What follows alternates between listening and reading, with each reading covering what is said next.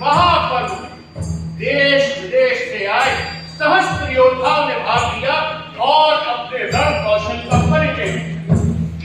आज इस महापर्व का अंतिम दिवस है और इस सहस्त्र योद्धाओं को पराजित करके विजयी होने वाले पुरुषार्थ के आदमी को हम आज सम्मानित करेंगे। मैं हस्तिनापुर का राज आचार्य, हस्तिनापुर के प्रथम पुरुष पितामह भीष्म और पालक धृतराष्ट्र के सौजन्य से उस योद्धा के नाम की घोषणा करता हूं। अर्जुन, आगे आओ।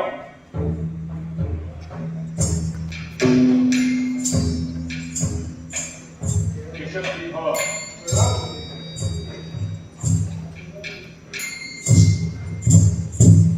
यदि इस समय भी कोई अर्जुन को चुनौती देना चाहे तो उसका स्वागत है, अन्यथा अर्जुन को सर्वश्रेष्ठ धनुर्धर घोषित किया जाएगा।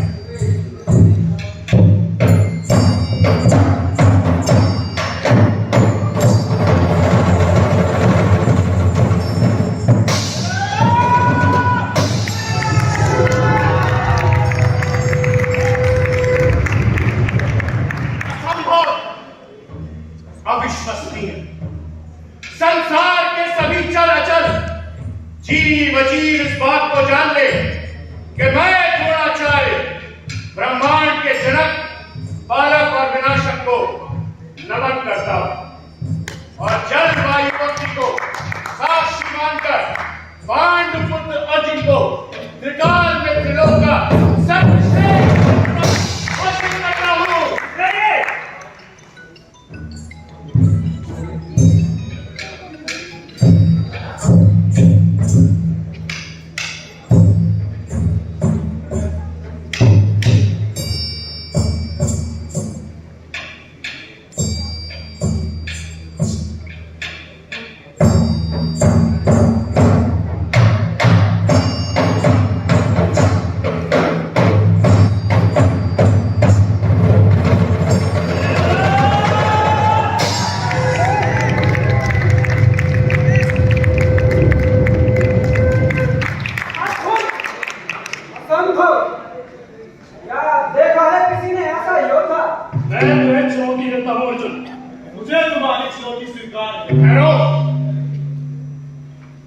इस महापर्व में तुम्हारा स्वागत है योद्धा। निश्चित ही तुम्हारी धनुर्विद्या को देखकर मैं अचंभित हूं। यह स्तब्ध कहना एक उचित शब्द। मुझे इस बात का आश्चर्य है कि तुम जैसा धनुर्धर रत्न तुम्हारी आंखों से छुपा कैसे रहा।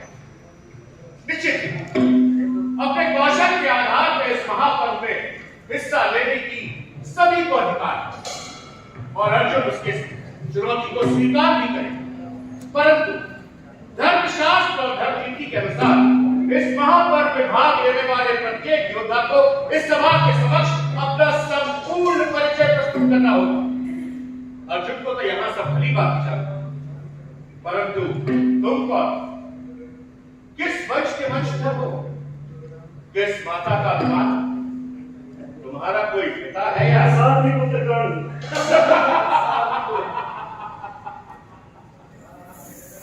साथी पुत्र यानी कि शूद्र, यानी कि सीधे सीधे कहा जाए कोई नीच जाति वाला। एक नीच जाति वाले का एक क्षत्रिय को चुनौती देने का विचार बहुत उत्तम है, परंतु मैं यहां सभा में उपस्थित सभी लोगों से जानना चाहता हूं कि इन्हें यह अधिकार प्राप्त कब हुआ।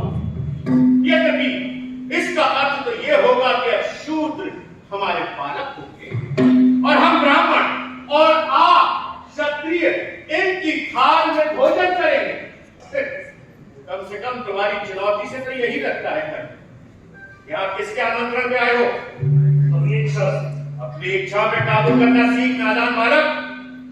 जा अपने गांव के किसी अखाड़े में जाके अपने रणबल का प्रदर्शन कर, जनमानस का मनोरंजन होगा और कुछ मुद्राएं भी कमा लेगा। क्या चला जाए यहां से।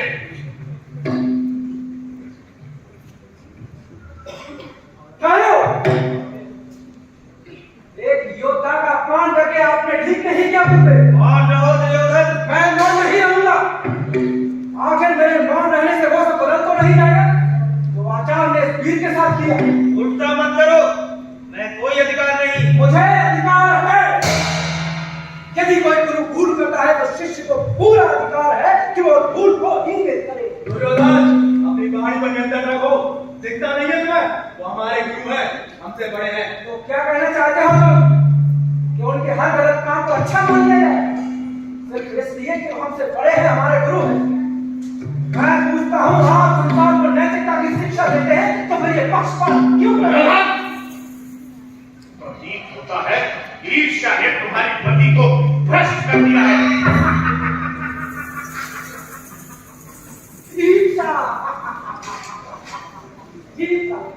गुरुदेव, ईर्ष्या किससे है कि सबके समक्ष अर्जुन ने चुनौती स्वीकार भी कर ली। आपने ये षड्यंत्र क्यों किया? क्यों चीख चिल्लाकर मेरी बात को समाप्त मत करिए। यदि आपके पास मेरे प्रश्नों का उत्तर है तो दीजिए, अन्यथा शांत रहिए। तुम्हें नहीं दिखता कि वो एक नीच जात वाला है और ये एक क्षत्रिय है। क्षमा करें गुरुदेव, किंतु एक वीर की जाति सिर्फ वीरता होती है। राजवंश को चुनौती देने का अधिकार एक शूद्र को कदापि नहीं। क्यों? क्योंकि ये राजवंश से नहीं है। ठीक है, यदि राजवंश को चुनौती देने का अधिकार सिर्फ राजवंश को है तो मैं दुर्योधन आज इस सभा को साक्षी मानकर कर्म और देश का ध्वज रखूंगा। कोई क्षत्रिय नहीं हो जाता। तो फिर कैसे होता है?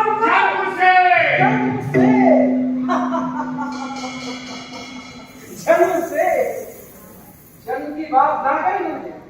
यदि जन्म क्षत्रिय का निर्धारित करता है तो इस सभा में बहुत से उपस्थित लोग क्षत्रिय ना क्यों? मेरा फर्क ठीक था। मैं महाराज से कर्ण के लिए न्याय मांगता हूँ कि वे जाति भेद न करके इस वीर को अवसर दें ताकि वो ये सिद्ध कर सके कि त्रिकाल में त्रिलोक का सर्वश्रेष्ठ धनुर्धर अर्जुन नहीं बल्कि वो स्वयं है। नहीं हो सकता। मैं महाराज से न्याय मांगता हूँ। महाराज को धर्म शास्त्र परिवर्तित करने का अधिकार प्राप्त नहीं है। कर्ण एक शूद्र है और ये बात यहाँ जग जानी है कि एक शूद्र की चुनौती को एक क्षत्रिय स्वीकार नहीं करेगा। तो फिर मत कहिए कि अर्जुन त्रिकाल में त्रिलोक का सर्वश्रेष्ठ धनुर्धर है। हाँ, क्षत्रियों में हो सकता है किंतु इस पर भी प्रश्न चिन्ह सदैव लगे रहेंगे गुरुदेव। क्यों अर्जुन? क्या तुम ये सिद्ध नहीं करना चाहोगे कि तुम त्रिकाल में त्रिलोक के सर्वश्रेष्ठ धनुर्धर हो? और यदि हो तो आगे बढ़ो और इस महावीर की चुनौती को स्वीकार करो। ये एक शूद्र है और मैं हूं अर्जुन, पांडुपुत्र अर्जुन, रुद्रोण का सर्वोत्तम शिष्य और संसार का सर्वश्रेष्ठ धनुर्धर अर्जुन।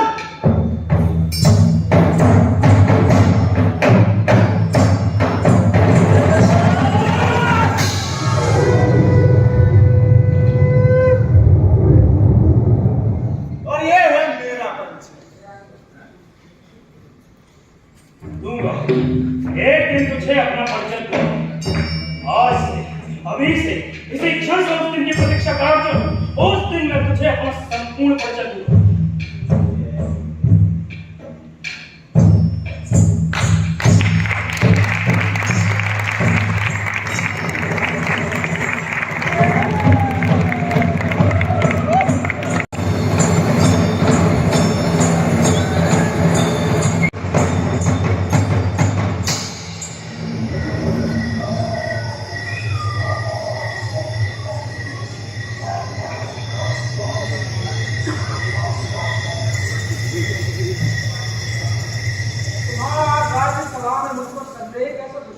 संदेह नहीं बना कि जानना चाहता आपकी सोच विचार के बाद मुझे ऐसा क्यों नहीं लगा कि जो आपने किया वो ठीक।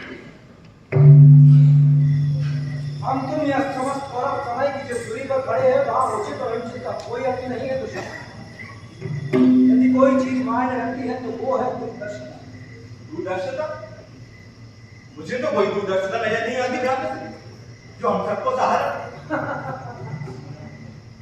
दुशासन, अभी तो मैंने उसे सहारा दिया है, तुम देखना आगे चलकर वो हम सबका सहारा। तो आप ये कहना चाहते हैं वो सारथी पुत्र हम राजपुत्रों का सहारा बनेगा?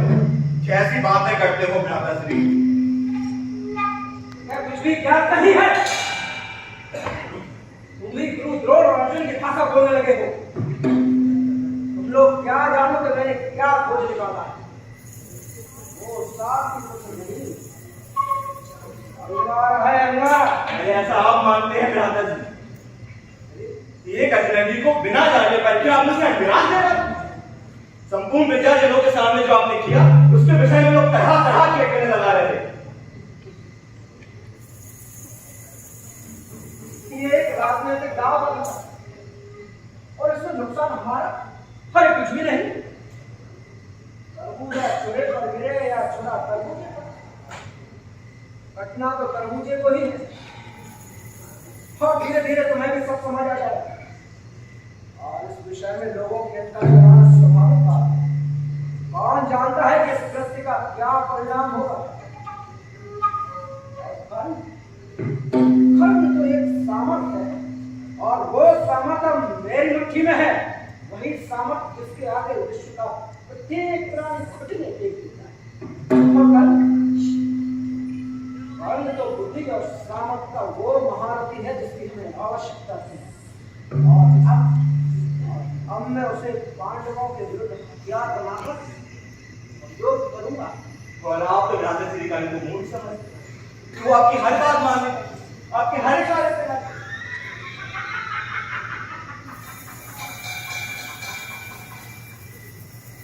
तो सत्संग जो है तो लोगों को नहीं जानती। वचन सिद्धांत मित्रता ये हमारे और तुम्हारे लिए सिर्फ शब्द है।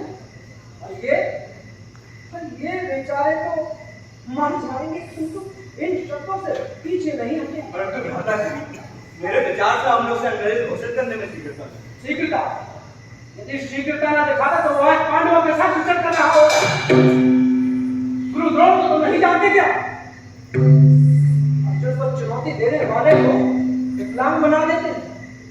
विकलांग तो तुम्हें याद नहीं? अरे एक अंग नरेश बनाने के बदले उसने अपना सब कुछ मेरे हाथों में सौंप दिया।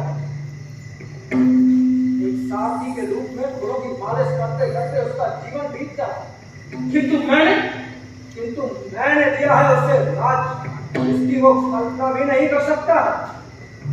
अंग नरेश बनाकर मैंने उसका उपयोग कर लिया है दुशासन। और ऐसी उपयोगिता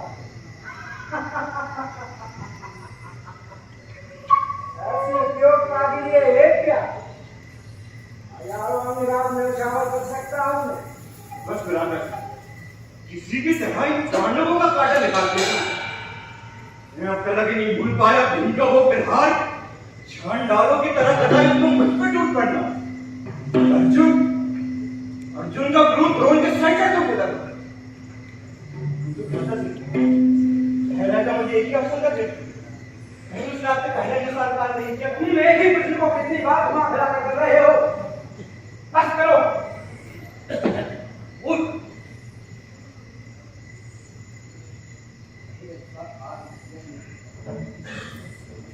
चलो, मेरे एक निर्णय से तुम्हें तर्क देने की बुद्धि तो आई। यदि उसने मेरे कहे अनुसार कार्य न किया तो स्वयं की ज्वाला में जलकर राख हो जाए।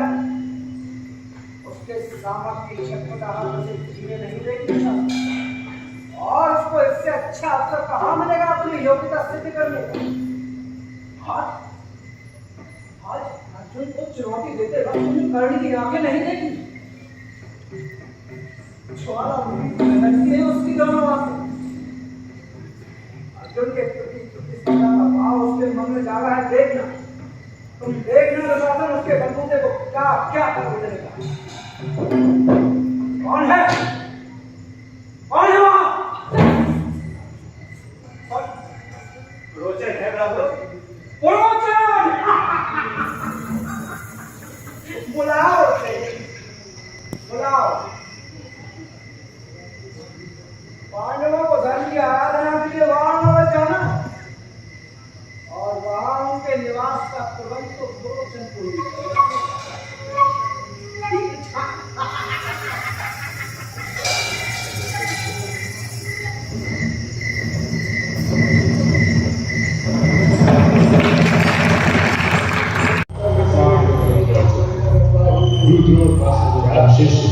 और संसार का सर्वश्रेष्ठ अर्जुन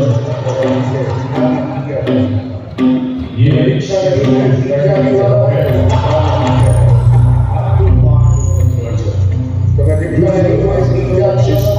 और संसार का सर्वश्रेष्ठ अर्जुन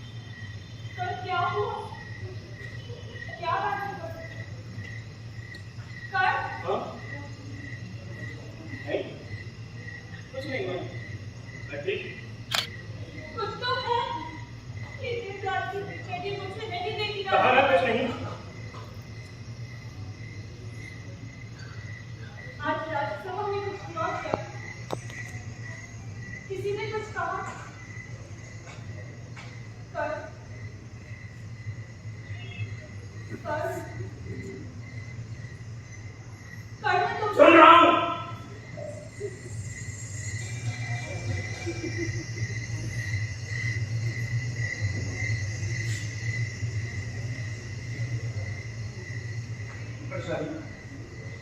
मुझे क्षमा करना। मैं क्या करूं मैं कई दिनों से देख रही हूँ। तुम लोगों क्या करूं? क्या बात है कर? नहीं कुछ नहीं मैं ठीक हूं। तुम अपनी प्रभु से देख पाओगे।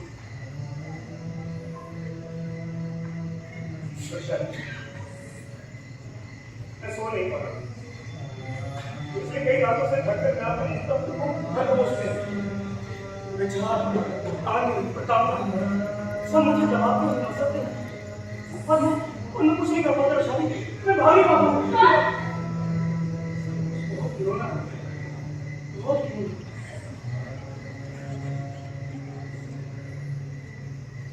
पीले मवाद सा समुद्र वो मेरी तरफ बढ़ता पिघली लाल धुनियों में जब मुझे जड़ कर देती है और मैं हिल नहीं पाता हूँ। मुझे बता दो मैं पागल हो जाऊंगा। मेरा अपराध कौन कहता है कि तुम अपराध हो? तो मुझे ही क्यों कचोटती है बात? कौन सी बात?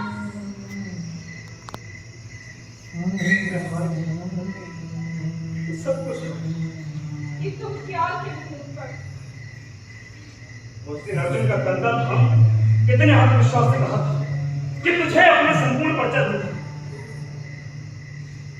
और तुम ही बताओ क्या बता पाऊंगा कि मैं कौन हूं?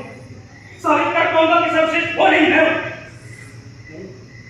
नहीं मैं उसे कभी नहीं हरा पाऊंगा और इसीलिए मैं हार गया। किसी को ना पाना पराजय तो नहीं। हाँ मगर विजय तो फिर भी उसी की हुई ना। मैंने कहा था कि तू हारेगा मगर वो नहीं। आज भी वो संसार के लिए सर्वश्रेष्ठ खिलौना। मृतकों के प्रति द्वेष नहीं रखते कर। द्वेष रखता तो चाहता कि वो मर पर मैंने कब चाहा कि अर्जुन अपने चारों भाइयों के साथ लाक्षागृह में जाकर जिस दिन से सूचना मिली है, बस एक ही बात मेरे को खास है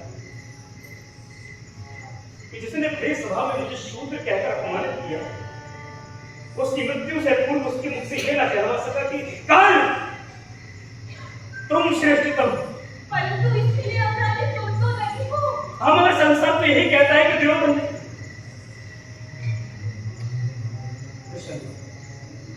क्या लोग नहीं कहते हो कि दुर्योधन का रणीकरण में षड्यंत्र सम्मिलित था? तुम्हें कहने से सत्य वचन तो नहीं चाहिए। तो प्रताड़ना मुझे ही क्यों, जब योनिचित तो दुर्योधन ने किया। कभी कभी लगता है कि मैं तुम्हें समझ नहीं पाती हूँ। इतना सब होने के बाद भी मन से तुम दुर्योधन को अपना मित्र मानती हो। हाँ, मानता और सदैव मानता रहूंगा, क्योंकि जब सभी राज्यसभा में मेरा उपहास उड़ा रहे थे तो उसने मुझे सहारा दिया। क्या इसमें इसका स्वार्थ नहीं था? क्या वो नहीं चाहता था कि पांडव अपमानित हो? हाँ, दुर्योधन का स्वार्थ था। अगर भले ही अपने स्वार्थ के लिए महानतर उसने उसे दिया था, पक्ष उसने मेरा लिया था, ना कि भयभीत द्रवर स्थापित पांडवों। अक्षम होने के कारण पांडव अपमानित होते, पर मैं तो सक्षम होते हुए हुआ। ऊंचे वर्ग की स्थापना को ठेस न पहुंचे, इसलिए मुझे मेरे पिता, मेरी माता और मेरे वंश को प्रगाढ़ दृष्टि से देखा। मैं भी कभी तुम्हें ऐसा नहीं पाया था। मैंने भी हम सूद है छोटी जाति के। इसमें कोई नई बात तो नहीं। पहले कुछ भी अनुभव नहीं होता, मगर उसके के बाद लगता है जैसे कोई वस्तु अंदर ही अंदर मुझे जला देता। छोटे मोटे अपमान को जन्म से सहता आया, कोई कुछ कहता चुपचाप सह लेता। सदा जिला रक्सी हो गई,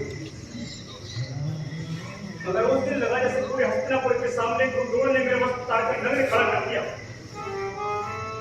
इच्छा हुई तुमसे जाकर पूछूं, क्या जन्म पर किसी का अधिकार है? माता पिता को चुनने का अधिकार विधाता ने किसी को दिया?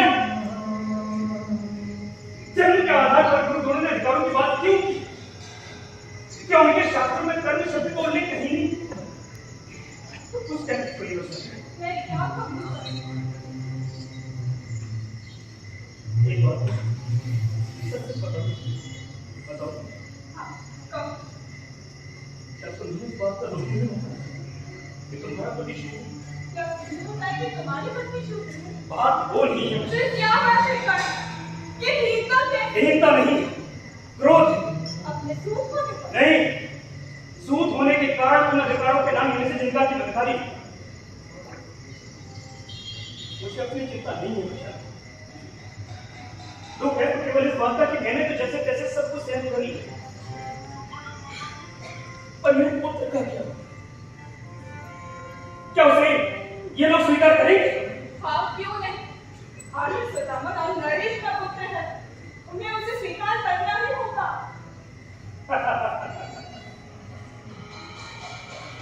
मैं नरेश हूं, क्या मुझे स्वीकार किया? आज भी हस्तिनापुर की राज्यसभा में प्रवेश करते हुए पितामह भीष्म की प्रतिज्ञा कर जाता।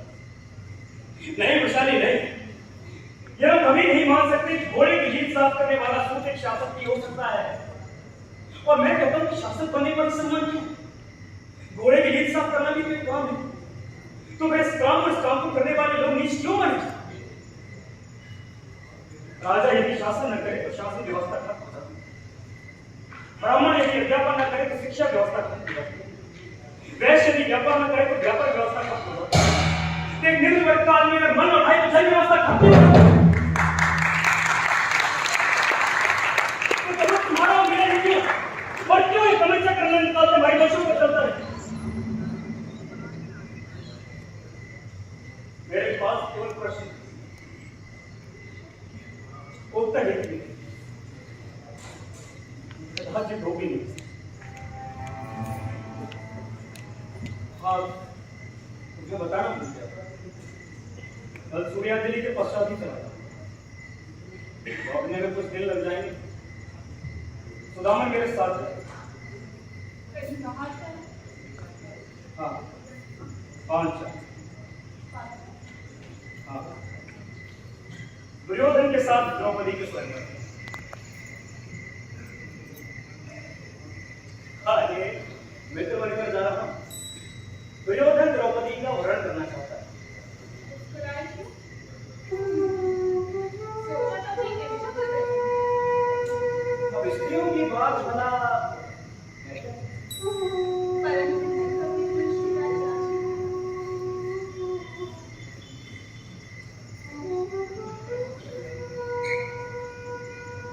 चलो, इसी बात का संतोष है।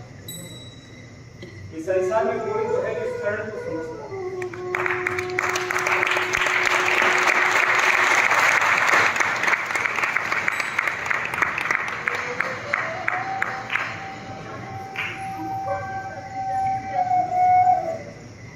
जब से निवेश हुआ हूं अपने पुत्र को कितना अकेला अनुभव करता हूं वो पिता, इसलिए इस बार मैं उसे अपने साथ लेता हूं। वो यहाँ बिल्कुल अकेला है। पता वो यहाँ सचमुच अकेला नहीं, सुदामन मेरा पुत्र, मेरे होते हुए वो कभी अकेला नहीं हो सकता, कभी।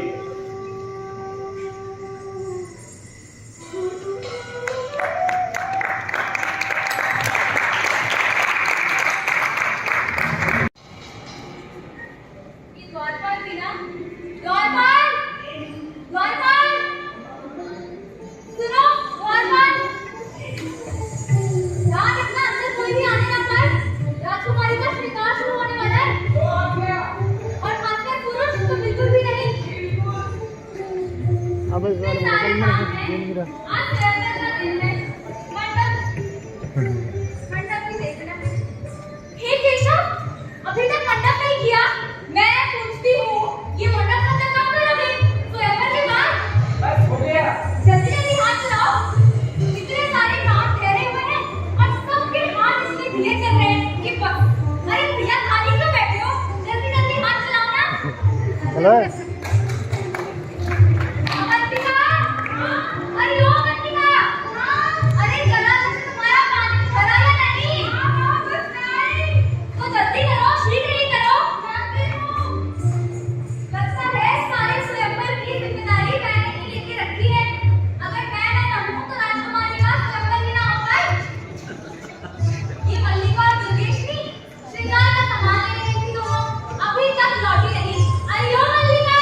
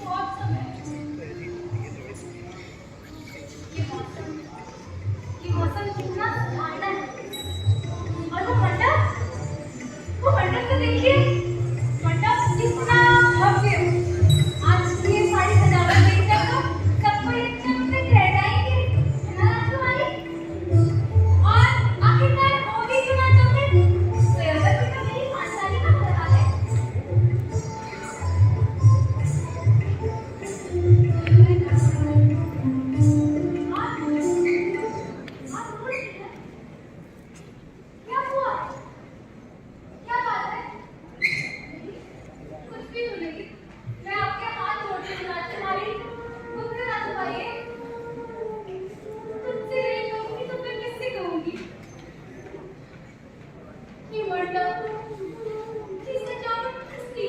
स्वयंवर के लिए, पांचाली के स्वयंवर के लिए। कौन मदद करेगा मेरी पांचाली का? ये आप क्या कर रही हैं? कौन बच्चा है जो इस लक्ष्य को भेज सकेगा? आप ऐसा क्यों सोचती हैं? तुम ही बताओ। बच्चा के सिवा कौन था? फिर मैं वरमाला डाल गई। लाक्षा प्रेम में पांडवों के साथ मेरी चाल में चलकर मस्त हो गई। सुना है हस्तिनापुर से युवराज दुर्योधन भी आ रहे हैं स्वयंवर में। हाँ, जानती हूँ। आपसे एक बात पूछूं? बुरा तो नहीं मानेंगी? पूछो। आप दुर्योधन से घृणा करती हैं? हाँ, करती हूँ। दुर्योधन को तो कभी आपने देखा नहीं, उससे कभी कोई बात समझाती नहीं, सिर्फ घृणा क्यों? आप जिससे प्रेम करते हैं और वो जिससे घृणा करता है, आपको स्वयं भी उससे घृणा होने लगती है। संभवतः मेरे साथ भी यही हुआ। अच्छा चलिए छोड़िए ना ये सब, देखिए ना ये मंडप, ये सजावट, ये सब आपके लिए हुआ है। आज के दिन स्वयंवर के दिन ये सब मत सोचिए, भूल जाइए राजकुमारी, भूल जाइए। मैंने खोलने से बहुत नहीं राजकुमारी, ऐसे रोते नहीं राजकुमारी। आज आपका विवाह है, भूल जाइए, कोई बात नहीं। तो दोनों सखियां आपस में मिलकर खिलखौटी कर रही हैं। मुझे लगा था कि मैं देरी से पहुंचूंगा और मेरा डर सही निकला। यहाँ तो सभी तैयारियां पूरी हो चुकी हैं, सारा नगर उल्लास में डूबा हुआ है, मगर हमारी पांचाली उदास है। भला ऐसा क्यों? नहीं, ऐसी तो कोई बात नहीं है। कोई बात तो अवश्य है। आप नहीं जानते क्या? जानता हूँ, केवल इतना कि तुम रोई हो और बहुत रोई हो। और तो बताओ, कोई मदद क्यों होता है बेटा? मनुष्य दुख में भी रोता है और सुख में भी रोता है। क्यों परिहास करते हैं? भला सुख में कौन रोता है? क्यों? अगर आज स्वयंवर में तुम अर्जुन की गले में वरमाला डालो, तो क्या तुम्हारी इन आंखों में आंसू न होते? तो मैं क्या समझूं कि तुम्हें इस बात का दुख होता? मैं जानता हूं, मगर मुझे तुम्हारे दुख का कारण समझ में नहीं आता। जब मनुष्य का होना और ना होना उसके हाथ में नहीं, तो फिर किसी की उपस्थिति और अनुपस्थिति का दुख कैसे? तो मैं क्या करूंगी? मैं क्या करूं? इस संसार में समय और भाग्य से बड़ा कोई नहीं, उस पर यकीन रखो। आप अपनी बात पर अकेली आकर परंतु आपका ये शब्द जानकर मुझे संतोष नहीं आया। मुझे लगा था कि पांचाली अब बड़ी हो गई है, परंतु तुम तो अभी। जानती हूँ, अब आप एक पिताश्री की तरह मुझे समझाना शुरू मत कर दीजिएगा कि पांचाली अभी भी अबोध है। मैंने कुछ नहीं, बस ये लगा कि शायद हो गई तो काफी बड़ी हो गई। वाकई अब तुम स्वयंवर की योग्य हो।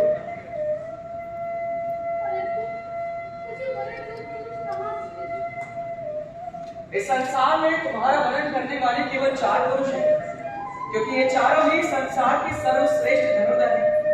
पहले पितामह भीष्म, दूसरा एकलव्य, तीसरा कर्ण और चौथा अर्जुन।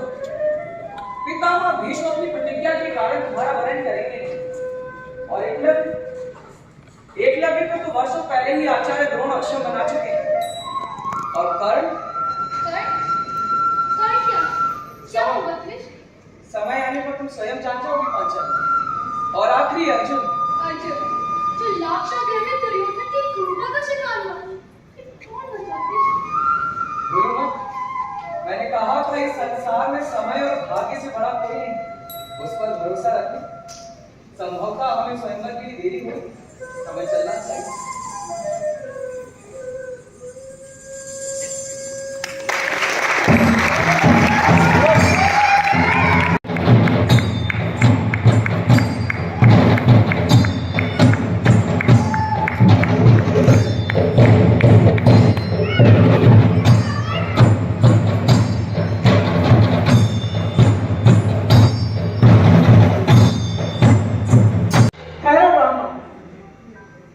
ठीक कहा।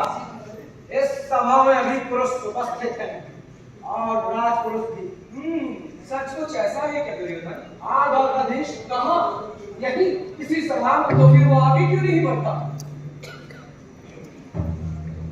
पर तुम मेरे मित्र होकर मेरे अभिन्न अंग हो, क्या मेरा अंग मेरा साथ नहीं देगा?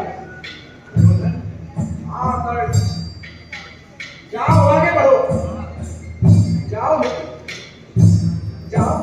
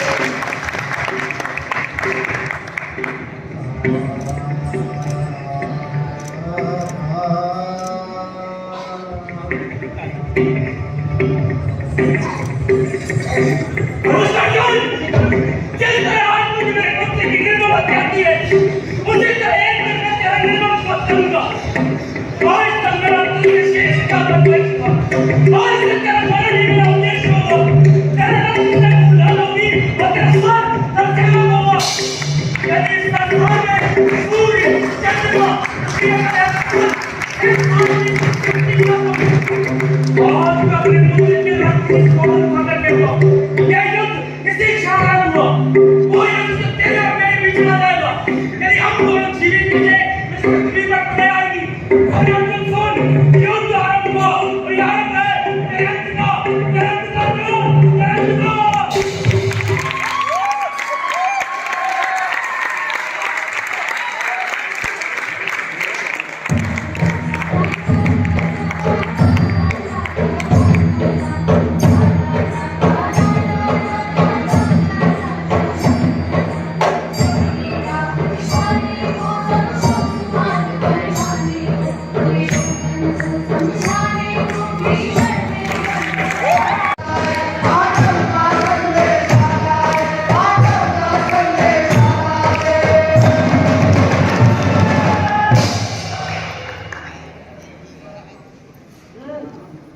तो आप चाहते हैं कि ऐसा हो। प्रश्न मेरे चाहने या ना चाहने का नहीं है दुर्योधन, प्रश्न है न्याय का। किंतु हो सकता है कि आपकी दृष्टि में जो न्याय हो वो मेरे लिए अन्याय। न्याय का आधार कभी व्यक्तिगत कारण नहीं होते दुर्योधन। क्या होते हैं कभी हित, जो हितकारी है वही न्याय है। वही तो मैं भी कह रहा हूँ कि जो उनका हित होगा वो मेरा हित, और जो मेरा हित होगा वो उनका हित। दोनों ही परिस्थितियों में निर्णय अलग अलग होंगे। आप किस निर्णय को मान्यता देंगे द्वारका? हम घूम फिर कर पुनः उसी स्थान पर वापस आ जाते हैं दुर्योधन। तो मेरी बातों को समझने की चेष्टा करो। तुम्हारे और पांडवों के हित से बड़ा है समाज का हित। न्याय का आधार हस्तिनापुर की प्रजा का हित होगा, ना कि तुम्हारे और पांडवों के लिए। किंतु इतना पूछने की दृष्टता अवश्य करूंगा, हस्तिनापुर की प्रजा का हित द्वारका नरेश या फिर पांडव कैसे तय कर सकते हैं? हित तो पालक तय करता है, और हस्तिनापुर की प्रजा का पालक मैं हूँ, हस्तिनापुर नरेश दुर्योधन। और मैं समझता रहा कि ये अधिकार महाराज धृतराष्ट्र को मिला हुआ। हाँ, एक बात याद रखिए कि मेरे पिता का सौभाग्य मेरा सौभाग्य है, और वो मेरा ही रहेगा, ना कि उन तथा पांडु पुत्रों का। ना जाने क्यों मैं तुमसे बहस कर रहा हूं, जबकि ये सारी बात तो महाराज को तय करनी चाहिए।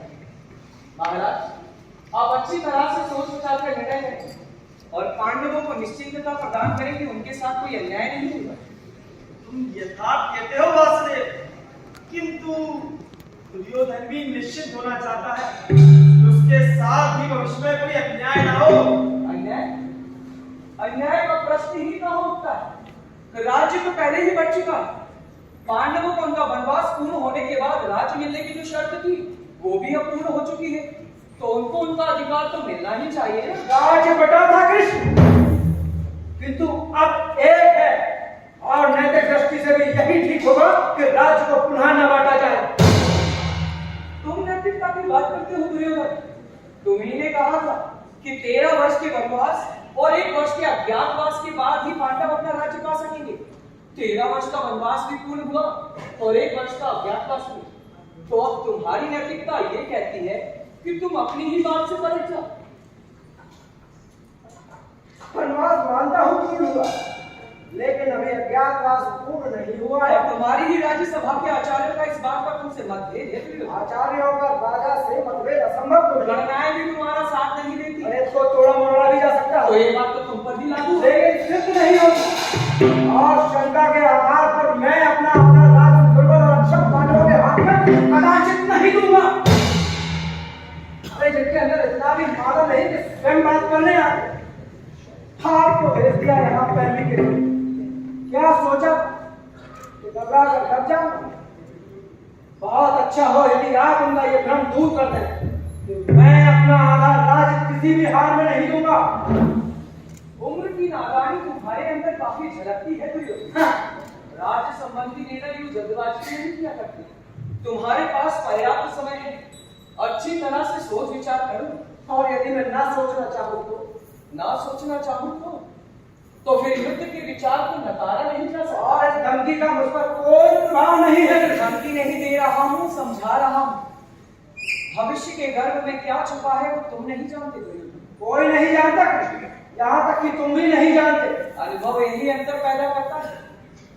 भविष्य को देखा नहीं जा सकता, किंतु उसका आभास होता है। और ये भविष्य आपको क्या आभास देता है कृष्ण? यही कि तुम ना माने तो ये युद्ध अवश्य होगा।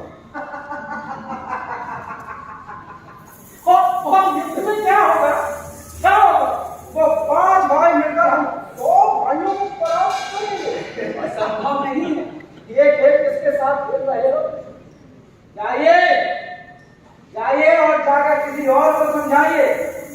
मेरे पास शक्ति है, ये योद्धा है, विराट सैनिक समूह है, जिसके सामने ये महासमुद्र भी छोटा जान पड़ता है। ये सब है मेरे पास। और अक्षम पांडवों के पास क्या है? उनके पास मैं हूं, तुम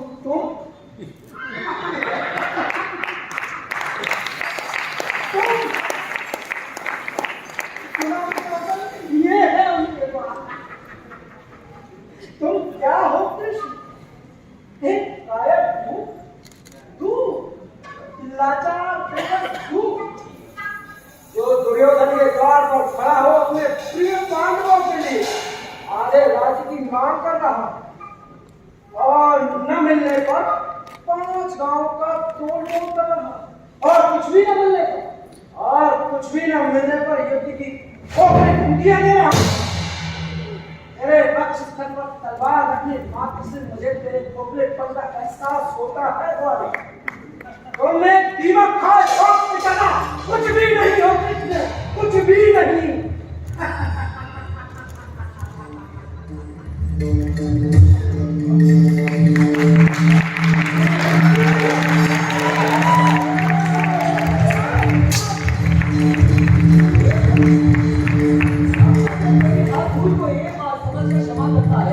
तू अभी बच्चा अब वो साधारण और मूर्ख है, किंतु तू अब बच्चा नहीं रहा बल्कि एक कर्तव्य दुराचारी और गंभीर मनुष्य है जो सत्ता जगत में ये भी भूल गया कि तुझे बनाया किसने। तूने मुझे नहीं पहचाना, तूने कृष्ण को नहीं जाना। आज अपनी आंखें खोल और मुझे जान। मैं कृष्ण हूँ जो बनाता है और मिटाता है। मैं विजय का मूलभूत आधार हूँ। मैं वो हूँ जिसके प्रेम को ये संसार तरसता है और जिसके क्रोध से ब्रह्मांड कांपता है। मैं जन्म हूँ और मैं ही हूँ मृत्यु। मैं अनादि हूँ, इसलिए मैं था, मैं हूँ और मैं सदैव रहूंगा। केवल तेरे रूप बदलते रहेंगे।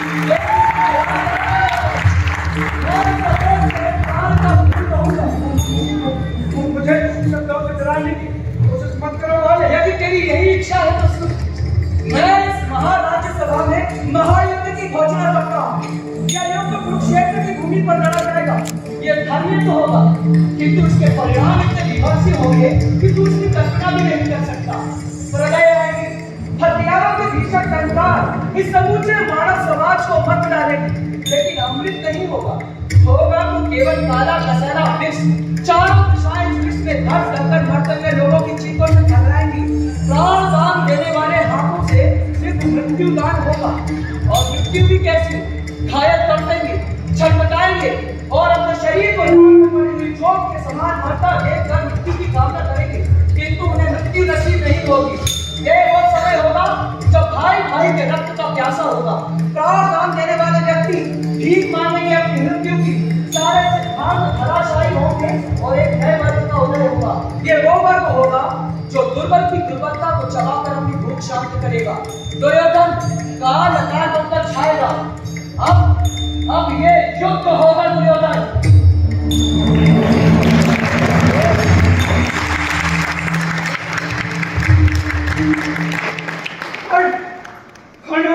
यदि कृष्ण आदि है, वे कर्ण भी था और सदैव रहेगा। और विश्वास रखने वो सदैव दुर्योधन के साथ रहेगा। और हाँ, अब ये युद्ध होगा।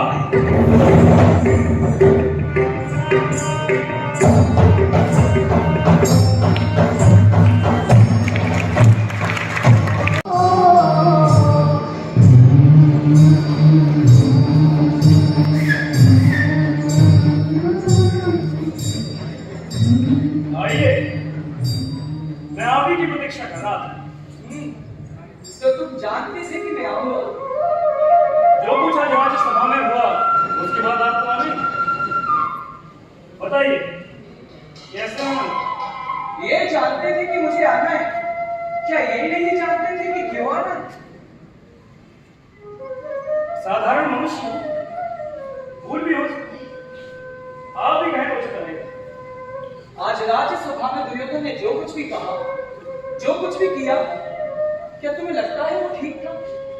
आप किस बात की तरफ संकेत? सभी बातों की तरह पांडवों को उनका अधिकार ना देना क्या न्यायोचित है? अधिकार उनका आधे राज्य का था, लेकिन मैं तो केवल 5 गांव तक भी राजी था, पर वो मूड खड़ा रहा कि सुई की नोक के बराबर भी भूमि नहीं दूंगा। तुम ही बताओ, क्या ये ठीक था? किसी के राज पारिवारिक झगड़े और हस्तिनापुर के राज्य संबंधी निर्णयों में हस्तक्षेप करने का मुझे कोई अधिकार नहीं। मैं हस्तक्षेप करने के लिए नहीं कह रहा, मैं तो केवल तुम्हारे विचार जानना चाहता हूँ। इस पूरी घटना में मेरे विचार कोई महत्व नहीं रखते हैं। रखते हैं। अपने और अपने विचारों की महत्ता को पहचानो कर। मेरे पहचानने से लोग उसे स्वीकार तो नहीं करेंगे ना? या करेंगे? करेंगे, अवश्य करेंगे। महत्ता को अस्वीकार कौन कर सकता है? आपकी बातों को सुनकर ऐसा लगता है मानो आज तक जो कुछ देखा समझा कोई भ्रम। हाँ, भ्रम ही था, और इसका सबसे बड़ा उदाहरण है तुम्हारी उस दुर्योधन के साथ मित्रता। कुछ कहने में वर्षीय सिद्ध नहीं होता। ये दुष्टाके यही कहता है कि जो अपने भाइयों का ना हो सका, वो तुम्हारा क्या होगा कर? उसके भाई के उसके कहाँ हुए कृष्ण? वो मित्र है और मित्र उसके अपने। दुर्योधन के साथ तुम्हारी मित्रता मेरा भ्रम है कर। और पांडवों का मेरे प्रति असीम घृणा भी एक भ्रम है। हाँ, भ्रम है, क्योंकि उनकी घृणा तुमसे नहीं, बल्कि अधर्म और अधर्म का साथ देने वालों से है, और इस वक्त तुम अधर्म के साथ होकर केवल अपनी बात को सिद्ध करने के लिए दिया गया कर कुतर्क होता है। मैं तो किसी की तरफ नहीं था, पर मुझे घृणा क्यों नहीं? तुम्हारा सोचना छोड़िए, इस बहस का कोई अंत नहीं। अब आप ये बताइए कि आप क्या चाहते? तुम उस दुर्योधन का साथ छोड़ होकर। चलिए, छोड़ दिए, अब क्या? जाकर उस अर्जुन का साथी बन जाओ। तुम ऐसा क्यों सोचते हो? आप ऐसा क्यों सोचते हैं कि मैं दुर्योधन का साथ छोड़ दूं? क्योंकि भ्रम टूटता है और यही उसकी नियति है। संबंध मेरे और दुर्योधन के बीच में है, जैसे आप मैं जानता हूँ या दुर्योधन। और इस संबंध को भ्रम कहना क्या आपका स्वयं पता नहीं? यदि तो इसकी नियति क्या होनी चाहिए? यदि ये भ्रम है तो ये भी टूट जाएगा। और इसे टूटने दीजिए। दुर्भाग्य से ना तो मेरे हाथ में है और ना ही तुम्हारे। इसका निर्णायक है समय। कौन जाने किसका समय नजदीक है। परंतु एक बात तो है, आज दुर्योधन ने राज्यसभा में अपने योद्धाओं, शस्त्रों और बल के बारे में जो कुछ भी कहा, उसे देखकर इतना पता तो लगा कि वो मूर्ख खुद कितने बड़े भ्रम में जी रहा है। क्योंकि उसके पास यदि बल के नाम पर कोई है तो वो हो द्रोण। बताओ, वहां भीष्म और गुरु द्रोण के होते हुए आप सके हैं? हाँ, क्योंकि बल भुजाओं में नहीं मन में होता है, और दुर्भाग्य से ये दोनों ही उसके साथ नहीं। मगर और बहुत से हैं जो मन से उसके साथ हैं। अच्छा, तुम अलग हो जाओ, फिर देखो विजय किसकी होती है। आप अलग हो जाइए, फिर देखिए विजय किसकी होती है।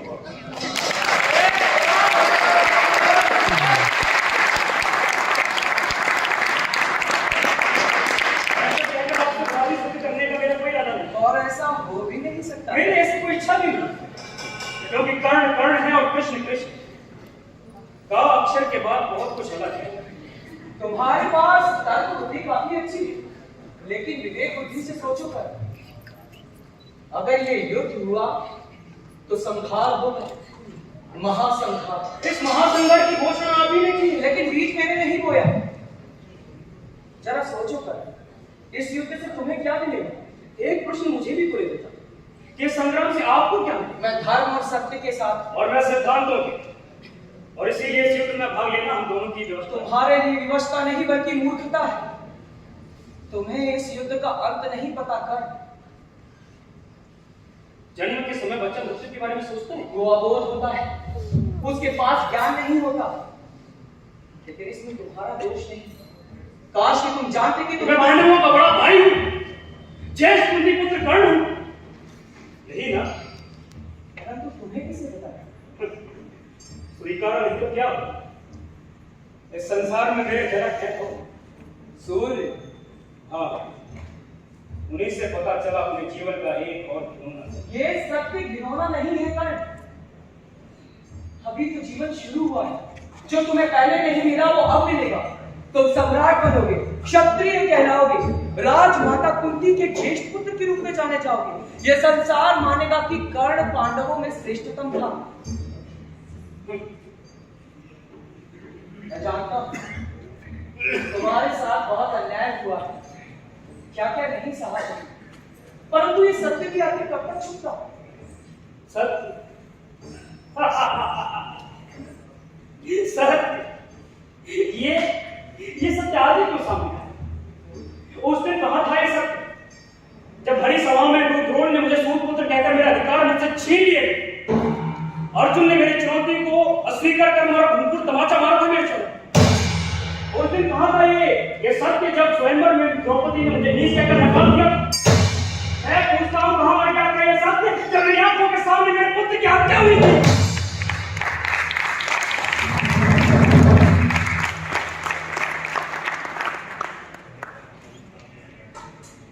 हाथों में गिरने से पहले मर चुका था मेरा सुना।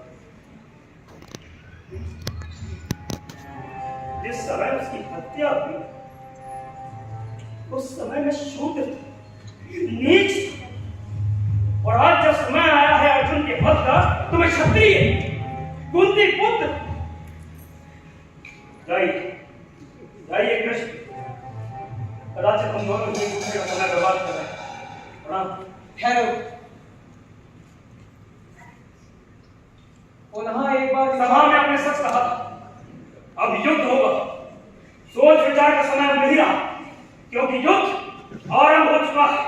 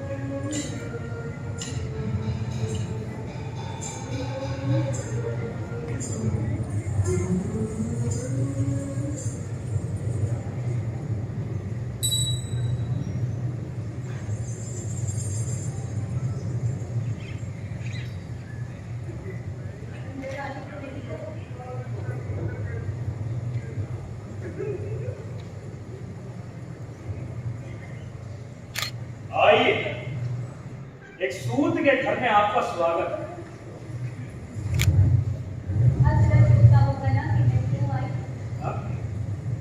नहीं, कदाचित होता भी।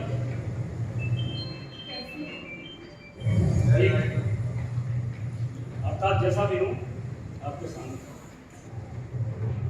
पहली बार आई तो क्या सेवा करूंगा? रात बहुत हो चली है और सेवक भी सारे सो गए। सच का वाकई का आप चलिए। मैं बहुत देर कर रही हूँ, मानो प्यास नहीं लगी। कहना चाहती? मैं तुमसे मिलने आई, जानता हूं। तुमसे कुछ बात करनी। कृष्ण की बुआ यदि कृष्ण का कोई संदेश लाई है तो निराश करने के लिए क्षमा चाहूंगा। मैं उन्हें अपना उत्तर दे चुका हूं। मुझसे इस तरह शब्दों को उड़कर बात नहीं करो। मैंने कहा था मैं तुमसे मिलने आई। क्यों आई? तुमसे मिलने कर। हाँ, मगर क्यों? क्योंकि एक माँ को अपने पुत्र से मिलने का अधिकार है।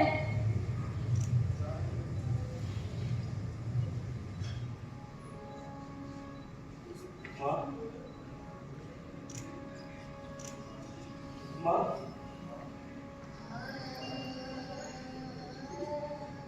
वो क्षण क्या भूल थी मेरी, जिसने पाला उसी तुम्हारा मन अगर तुम्हें इस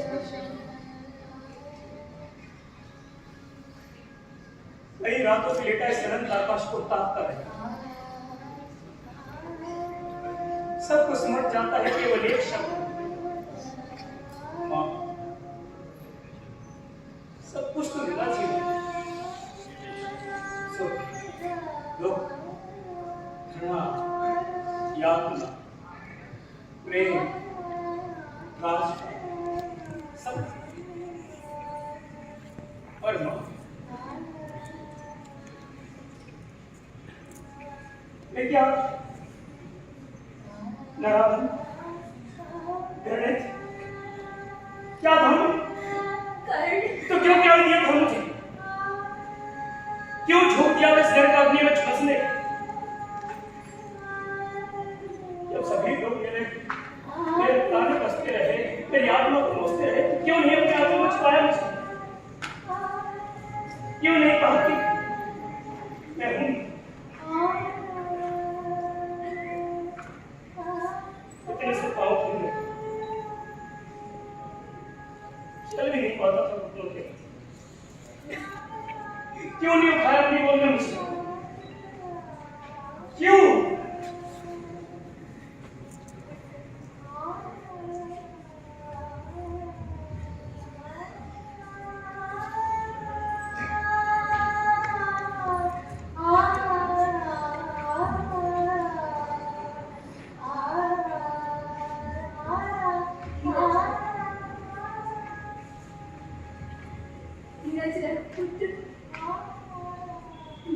मैं हूं ना,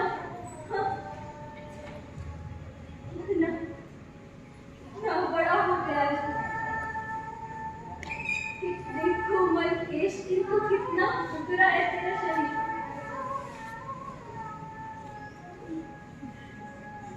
जितना विशाल और कठोर उतना ही कोमल, कपास के श्वेत खाने से तुझे पता है कल, तुझे पता है तू बिल्कुल भी बड़ा नहीं, तेरा बचपन तो जैसे वही ठहर गया, सब कुछ तो बदल गया सिवाय इसकी कि तू बहुत लापरवाह हो गया। मैं जो नहीं थी कर,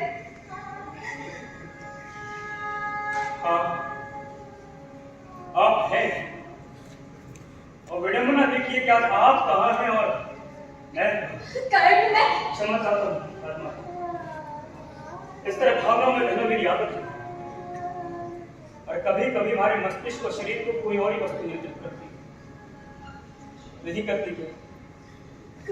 रात्रि का तीसरा पहर बीत रहा आत्मा, भोर से पहले राजमाता राजमहल जाना चाहिए। मुझे राजमाता मत कहो। तो क्या कहूं? ये कदाचित आप ही नहीं,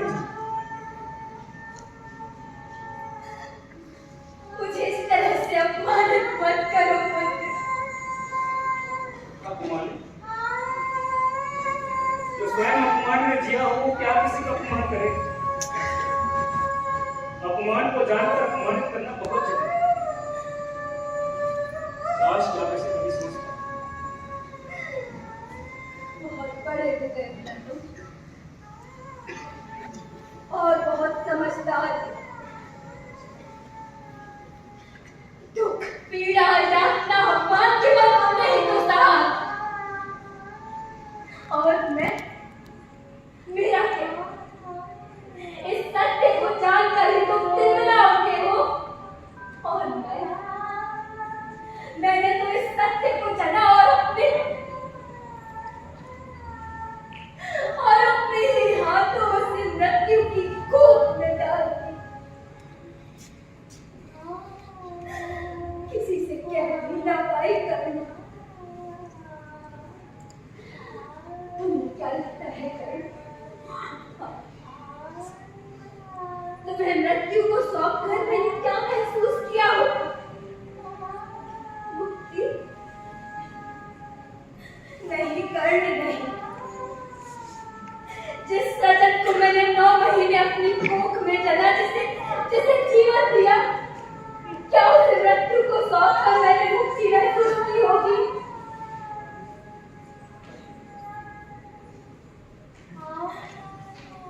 छोरे में मूर्ख पाल न जाने कितनी बार मैंने उससे अपनी वेदना पुकार, सिराहना भी गिरा होकर मेरी नास्ती पर रोता रहा कर, और मैं कुछ न कर सकी, मैं कुछ न कर सकी कर।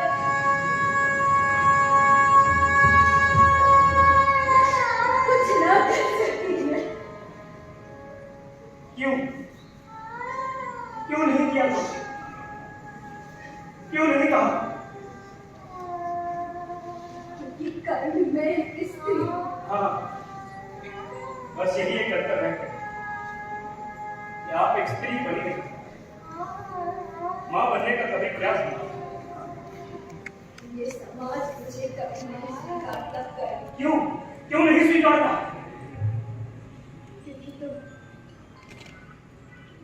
क्योंकि तुम मेरी अवैध संतान होकर। क्यों हूं मैं आपकी अवैध संतान, जबकि मेरे पिता हैं? परंतु कर्ण पिता ने तुम्हें अपना नाम नहीं दिया। माना गया कैसे हो? क्या उनके पिताओं ने उन्हें अपना नाम दिया? मानता हूं पांडु ने उन्हें अपना पुत्र स्वीकार किया, पर क्या थे उनके पुत्र? जब उन्हें स्वीकार सकते थे तो मुझे क्यों नहीं? विवाह से पहले संतान की उत्पत्ति अमान्य है कर्ण। हाँ, और विवाह के बाद उसी पद्धति से वो मान्य हो जाती है। मुझे समाज उसे मान्यता देता है। समाज पर उस वस्तु को मान्यता देता है जो उसने मनवाई। आखिर व्यास को मान्यता क्यों? क्योंकि सत्यवती ने मनवाया, और आप इतनी निर्बल थी कि प्रयास नहीं कर सकते। कम से कम एक बार तो कहा होता।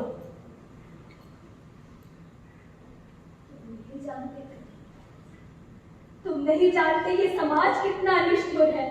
समाज, ये समाज है आप और मैं, हम ही मान्यता देते हैं समाज को। सच तो ये है कि मान्यता तो आप अपने मन से मुझे कभी नहीं ये झूठ है कर्ण। मैंने तुम्हें अपना पुत्र माना है। हाँ, मगर आज ही क्यों? जब कल सुबह ये कर्ण युद्ध में कौरवों का सेनापति बनकर चला, क्यों माना मुझे पुत्र? जब मेरा संकल्प दृढ़ हो चुका है कि पांडवों का वध ही मेरा ध्येय होगा। मुझ पर इस तरह का विषय मत लगाओ कर्ण। लांछन नहीं लगा, वास्तविकता बता रहा हूं। जब मैं कुछ नहीं था तो मैं अनाम शूद्र था, और आज जब समय आया है युद्ध का तो ये खलबली कैसे? कृष्ण दौड़े करे चले आए, मुझे सत्य असत्य धर्म और धर्म की परिभाषा समझ। राजमाता कुंती आधी रात को मुझे पुत्र कहने चली। ये प्रेम अचानक क्यों? जब आज तक तुमने वेदना को छुपा रखा तो आज क्यों कहने चली आई मुझसे अपनी त्रासदी? यदि मैं आज भी ना आती तो विनाश हो। भाई भाई की हत्या के लिए रण में उतर जाते। यदि मैं युद्ध में ना भी जाऊं तो भी वहां भाई भाई की हत्या कर रहे हैं। और हाँ, आपके यहां आ जाने से युद्ध चलेगा नहीं, क्योंकि युद्ध स्वार्थों की नींव पर खड़ा है, और शांति के लिए कोई भी अपने स्वार्थों को त्यागने के लिए तैयार नहीं। जाइए जाइए राजमाता, और कल सुबह आप अपने पुत्रों का रक्षण तो करना हो। कुछ अपने निश्चय करेंगे। हाँ, जो बीत गया उसे भुलाया नहीं जा सकता क्या कर्ण? नहीं, कभी नहीं। यही भूल कर रहे हो तुम।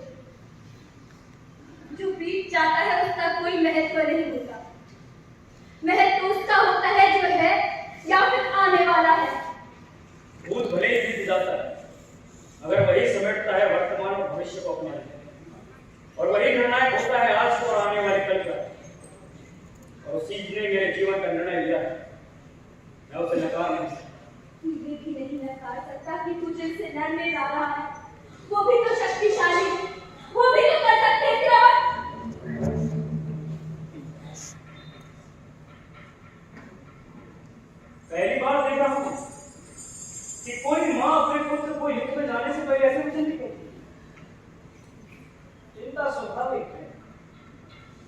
और आप निर्भय रहिए। वे शक्तिशाली नहीं, क्योंकि उनकी शक्ति है कृष्ण, और कृष्ण किसी की शक्ति क्या बने, वे स्वयं निर्बल है। गलत नहीं कह रहा हूं। यदि वे कमजोर ना होते, निर्बल ना होते, तो आपको ना भेजते, इंद्र को ना भेजते मेरे कवच को लेने के लिए। ये दे दिए अपने कवच को पूर्णता।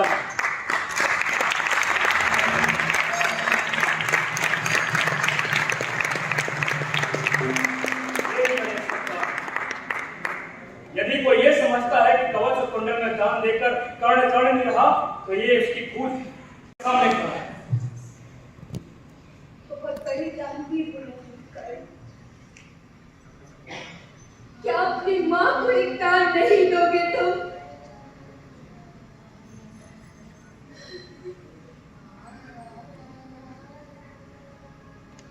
माँ को दान देकर उसे छोटा करो, ये मुझसे नहीं होता।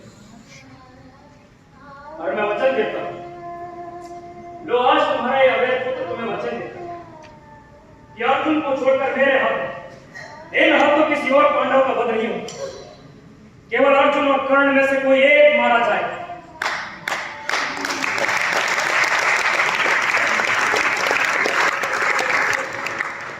मैं भी संतोष कर लूंगा।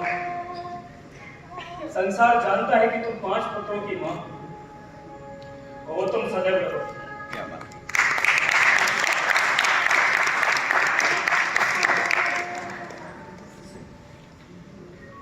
संतोष को संसार को, मगर पुत्र तो मैं ही कहूंगी ना कर्ण।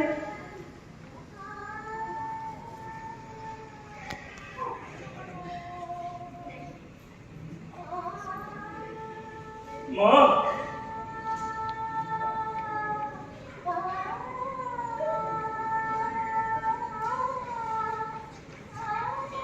मैं तुम्हारी अवैध संतान हूं।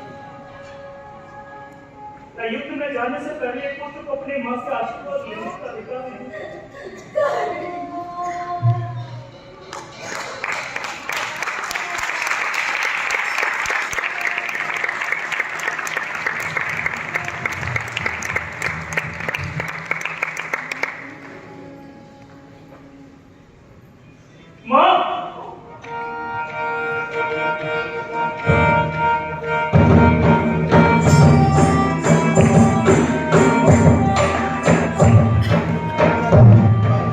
Thank you.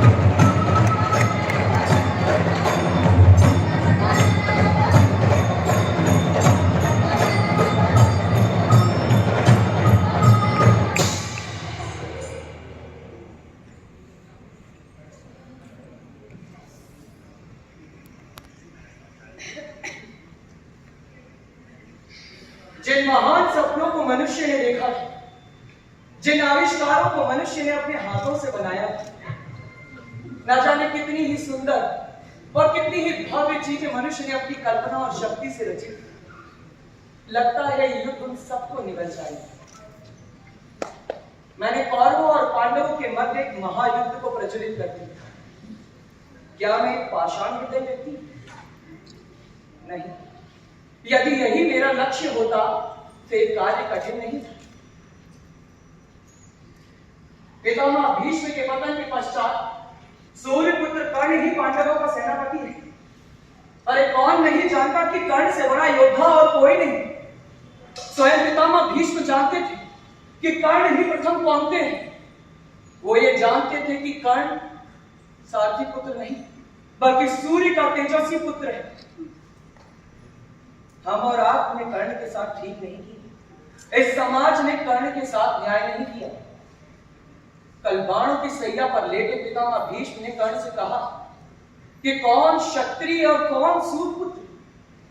मनुष्य केवल अपने कर्मों से श्रेष्ठ होता है। जब हम किसी के ज्ञान से हारने लगते हैं तो फिर उसके व्यक्तित्व में हम खोट ढूंढना शुरू करते हैं, और यही हुआ कर्ण के साथ। कर्ण के साथ न्याय किसने किया? क्या देवराज इंद्र ने? उन्होंने तो पहले ही कर्ण के लिए कर्ण से आकर अर्जुन तेरे कवच और कुंडल का दान मांग लिया, और भगवान परशुराम ने उसे मन में श्राप दे डाला कि जा, ठीक युद्ध से पहले तुझे तेरा ब्रह्मास्त्र स्फलित नहीं होगा। अगर जाति को जाति की सामाजिक व्यवस्था में सबको शिक्षा ग्रहण करने का अधिकार होता तो क्या वो श्राप मिलता कर्ण को जो दिया भगवान परशुराम ने? उन्होंने कर्ण को श्राप दे डाला कि जा, ठीक युद्ध से पहले तुझे तेरे ब्रह्मास्त्र स्फलित नहीं होंगे और तेरे रक्त के चक्के पर भूमि इसी तरह अपने अंदर धसा के रहेगी।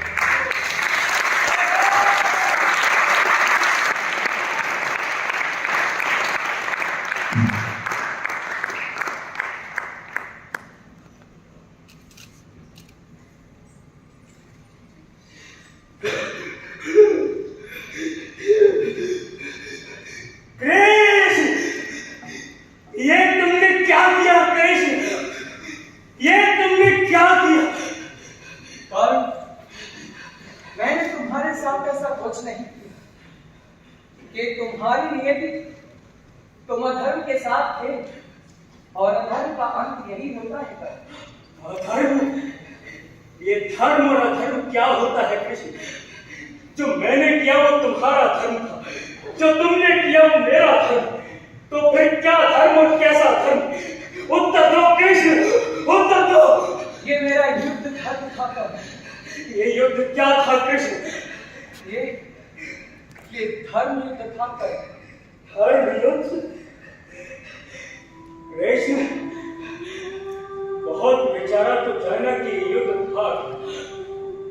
ये दो विचारधाराओं का युद्ध था।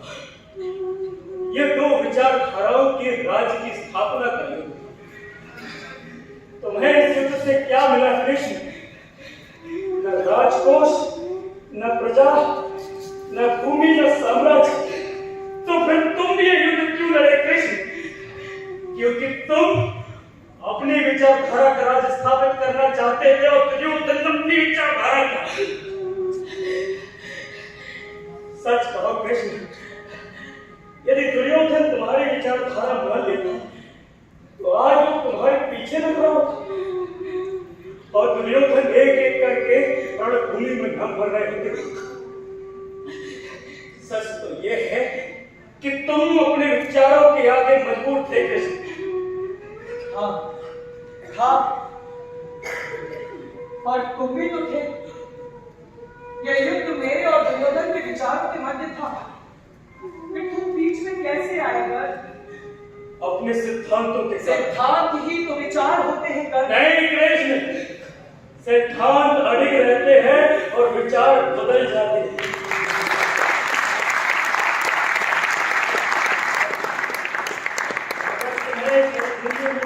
पता चला कि कुछ लोगों के सिद्धांत भी बदल जाते हैं। अपने लालसा को शांत करने के लिए तुमने क्या क्या नहीं किया कृष्ण? युद्ध की घोषणा की, उसकी संरचना की, भावनाओं से मेरे मनोबल को तोड़ने मुझे ये बताने आए कि मैं कुंती की अवैध संतान मां को भेजा। उस समय जब मैं युद्ध के लिए बल और मनोबल संचित कर रहा था, मैं डर था कृष्ण कि मैं घातक सिद्ध होऊंगा। इसीलिए मेरे दान धर्म का लाभ उठाकर तुमने अर्जुन के पिता इंद्र को मेरे कवच कुंडल लेने भेजा। क्या शैली तुम्हारे कहने पर नहीं आई?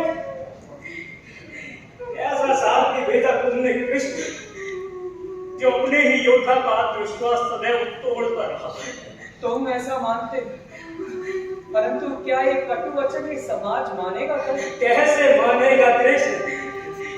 तुम तो यवनिका के पीछे हो, वहीं से तुमने हर तर्क, हर न्याय, हर विचार को तोड़ा मरोड़ा।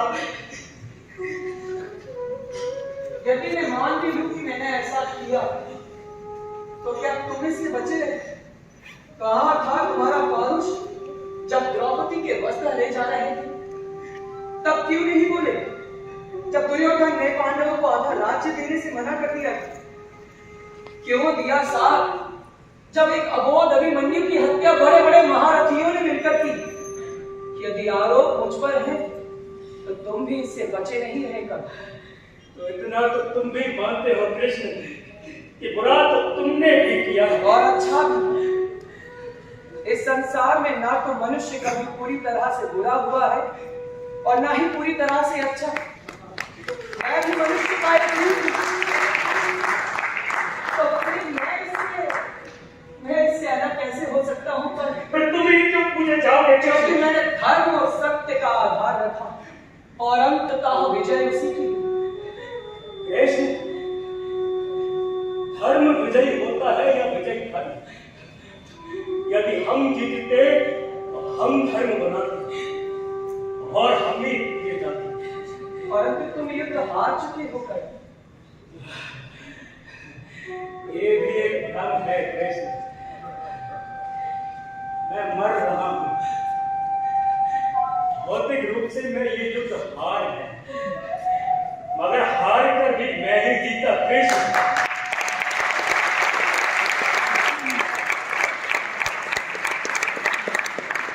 तुम हारे क्योंकि तुम योगेश्वर कहलाकर अपने सिद्धांतों पर टिक नहीं पाए और मैं आज तक अड़े हूं। जिसका उदाहरण है तुम्हारी ये बंद मुट्ठी।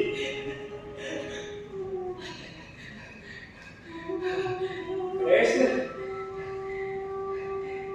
तुमसे अच्छा तो मेरा शत्रु अर्जुन है। जब मुझे निहत्था देखकर झिझक गया, पर तुम नहीं झिझके। के कृष्ण, तुम नहीं झसके।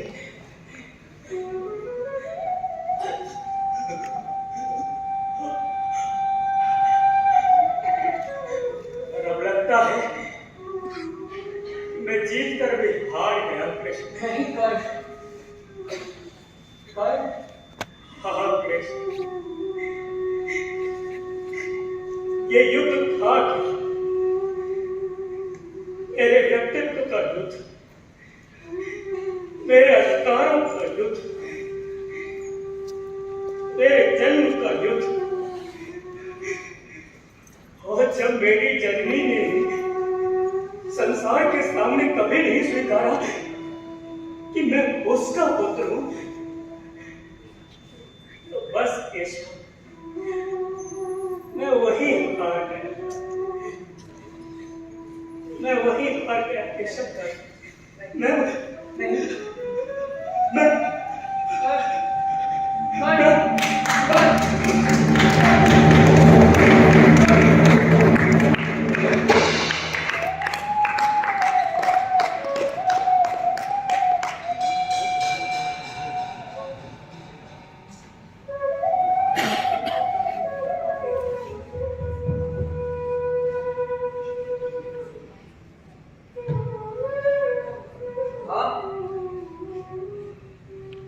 तुम ये युद्ध हार गए कर, क्योंकि कुंती कभी किसी लोक और किसी काल में ये स्वीकार नहीं करेगी कि कर्ण उसका अपना पुत्र था। मर गया पुरुषार्थ लेकिन बन गया अपनी कथा, जीत जी हमने सुनी ना कर्ण के मन की व्यथा। न्याय क्या अन्याय क्या यह कौन ये बतलाएगा, छल कपट षड्यंत्र करने वाला क्या बच जाएगा। न्याय को अन्याय जब चुनौती देने आएगा, उस चुनौती को चुनौती देने भारत आएगा, देने भारत आएगा, देने भारत आएगा।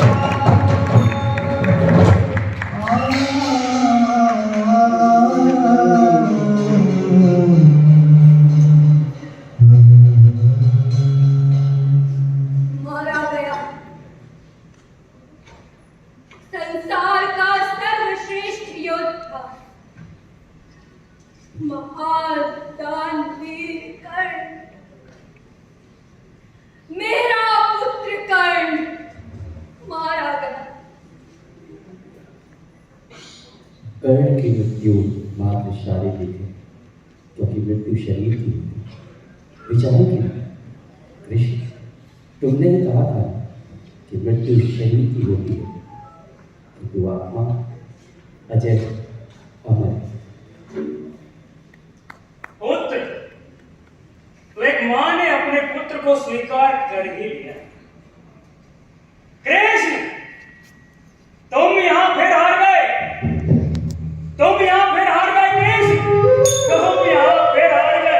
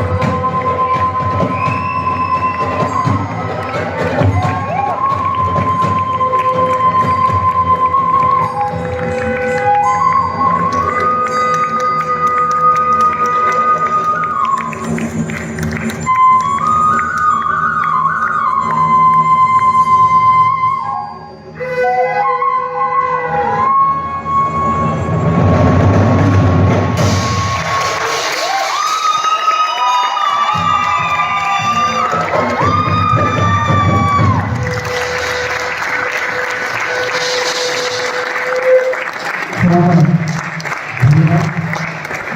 ये भी आइकन ग्वालियर और समन्वय सांस्कृतिक एवं समाज